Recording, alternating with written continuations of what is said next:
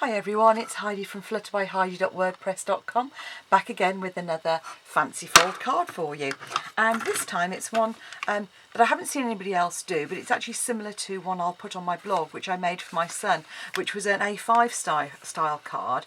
But I thought this was a really fun way to use the t-shirt builder dies. As you can see, I've made a little washing line and it just stands up, and you've got the grass panel there and a few little flowers on the front, and of course it folds flat for posting, as I try and do with all of my cards. And on the back there I've put the Stampin' Up! Phrase here, but you've obviously got space to write either on the back here or on the very bottom as well.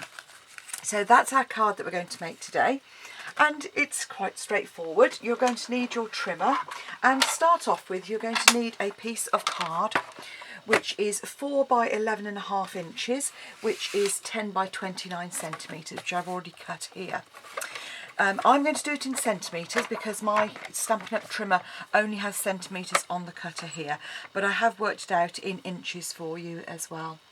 So you're going to start off with in portrait position, and you're going to line up your cardstock at 3/4 of an inch, which I'm doing on the right hand there. And you're going to, not 3/4 of an inch, or at 2 centimetres, which is what I'm going to do. And you're going to cut from 1 inch to 10.5 inches, or for me, that's 2.5 down to 26.5. Then you're going to flip it over, line it up at 8 centimetres, which is at 3¼ inches. And then repeat the cut. So again, for me, from 2 to 26.5, and in inches, that's from 1 to 10.5 inches. Turn it into landscape orientation, and then you're going to do some scoring. So we're going to score between the score lines to start off with, and we're going to do the middle section. No, we're not. We're going to score in half to start off with. So I'm going to just score at 14.5 centimetres all the way across. And I'm doing that now while the card's reasonably intact. It doesn't matter if you do it later though. So that is at 5¾ inches. And you're going to say the rest of the score, you're going to line up and you're going to score at 2.5, just between those score lines. So that's from around about 2 to 8 centimetres, but it's just between the score lines. You're going to score at, so that's at 1 inch. I'll give you the inches first. 1, 2.5 and 10.5. So in centimetres that's 2.5 at 6.5.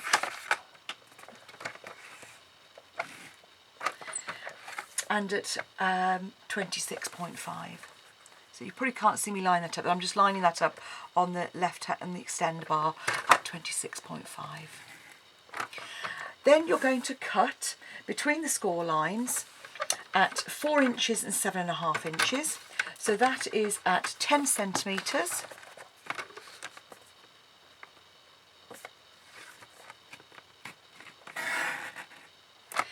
And at 19 centimetres.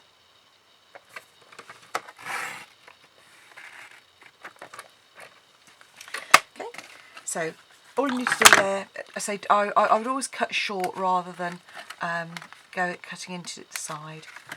And that's going to make our card base. So you should have a piece of card that looks like this, with a score line here, here, here, and one in the middle. Okay, so this is to make our easel part with the score line there. And you can pop your trimmer away now. And so the first bit of stamping we're going to do, I'm using the hardwood background stamp, and this is just to make these the fence posts, and you can use whatever colour ink you fancy. I used crumb cake on my original, but you could easily go for something a little bit darker, like a soft suede, which is what I'm going to do here, so I can show you the difference. So I'm using crumb cake cardstock, I didn't say that before. So I'm actually going to ink all over pretty much, because it doesn't matter if our panel actually gets ink on it, because it's going to be covered up.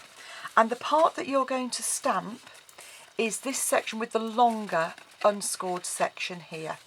So if you open it up, and it will literally just fit on your onto your stamp, and because it's such a big stamp, it's easier to actually put the card onto the cardstock, and then just gently run your fingers over that, and lift it up, and there you go. There's our wood washing line post. So you can see this is the crumb cake ink on crumb cake, and this is the soft suede. So having done that, our next, the next piece we want to do is our panel to go in the middle. So this is our green piece, and this is it's 6 by 7.5 centimetres, just fits in the middle there. And before you, when you attach it, just make sure that your card slopens. You might need to just trim very slightly, depending on how accurate you've been. So all that needs is a little bit of fuse, or snail rather, on the back there, and then line that up with our front score line and pop that in like so. Then to make our easel, we're going to put glue just on this section here, and this is where I am going to use fuse. This is back to the sense that because it's a mechanism, I always use fuse for something that's going to move. So if you put your card face down, this is the section that we've glued, and you're just going to fold it like so, and that makes our sort of like tabletop effect for our card. Okay, and that's our grass. The next thing we're going to do, which I've just knocked on the floor, are our grass fringes. Now for this you need either your ordinary snips, and you can do lots of little cuts, or I've used the Stampin' Up Fringe scissors. So I've used 3 pieces of card, 4 inches by 3/4, 4 by 1 inch and 4 by 1 1/4 inch, which is 10 by 2 centimetres, 10 by 2.5 centimetres and 10 by 3 centimetres. And you can see I've already snipped those with the scissors, and these are great fun, especially if you're doing kids crafts to make grass. All you do is you just cut, and there are multiple blades on here that gives you a great little effect like so. And so all I'm going to do now is just layer those 3 pieces on top of each other. So I'll just come in, pop a bit of snail on there, and just make sure those line up on the bottom edge. Again, some more snail, and line that up again on the bottom edge. And then all you do is just literally pop that on the front edge of your card, like so. So to decorate it, I've actually die cut. I haven't at all. I've punched with the Tree Builder punch, the little flower that you can see here. And all I've done then is I've come in with my ball tool, and I have just literally poked in the middle there to make our 3 little flowers. Then you come in and just take one of our little diamantes and pop those in the centre there. And these are self-adhesive, so once you've popped them in,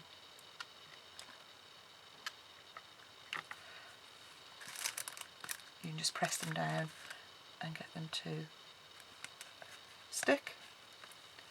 And then all I've used then is a glue dot to come in and go on the back of each of those flowers. You'll see here I just tie a bit of ribbon around my glue dots just to stop them unravelling all over the place, because I am a messy crafter, and I do end up with glue dots everywhere if I'm not careful. And then all I've done is I've just popped those tucked in amongst the leaves there. So this one wasn't quite central. There we go. And my third one, just to give a little bit of an effect there. So, the one thing I didn't do is pop pop my washing line in before I folded it up. I knew there was something. And that's because I've also knocked my piece of washing line, which is of course just a piece of baker's twine.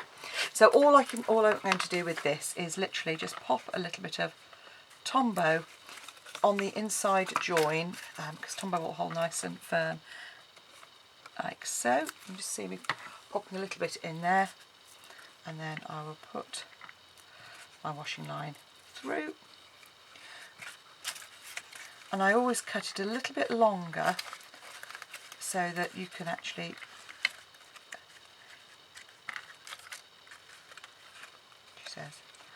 so I can get, usually in fact when I do it properly, so I can get the tension right. So there we go, like so. And then all you need to do is just come in and just trim off that last little bit. Okay, so that's our basic card done. All that's left to do is to make our little t-shirt for the top. So for that I'm using some Blushing Bride cardstock, and I'm using the t-shirt builder dies, Custom Tea, which is the one here, and I'm then using the t-shirt builder dies to cut those out, and I'm using a little bit of Melon Mambo ink, and this is one of the blocks from one of the kits we had a little while ago, but it just happens to be the perfect size. And I'm actually going to die cut 2 of those because I'm going to do the t-shirt for the front, and then what I've actually done is on the back I've die cut another plain one. It just gives it a nicer finish on the back there, in case you've got any indentations from your cardstock, from your die cutting machine, you know, when you've cut lots of times. So this is one of the free stamps in Celebration, so I think it's a great little one because it says I think I can, I think I can, I think I can. And for the back, I've already die cut a t-shirt for the back. I'm going to die cut this one in a moment. For the back we have then used the other sentiment that goes with it that says I knew you could. So this is a celebration card. So all you do is pop that in there. So all I'm going to do now is die cut that on my machine, and you will end up with one like so. So just the die cut cuts it out and it really gives a lovely finish, and then on the back you stick your second die cut, I knew you could, and all that remains to do is to use 2 little miniature clothes pegs. Now I got these from my craft store. You may still have some of the ones that Stampin' Up used to do as well, and you just attach that, and there is a cute little washing line card. As I said, you'll see a picture of the one I did for my son who's at university. So he is used to doing lots of hanging out the washing, and I just think it's a bit of fun.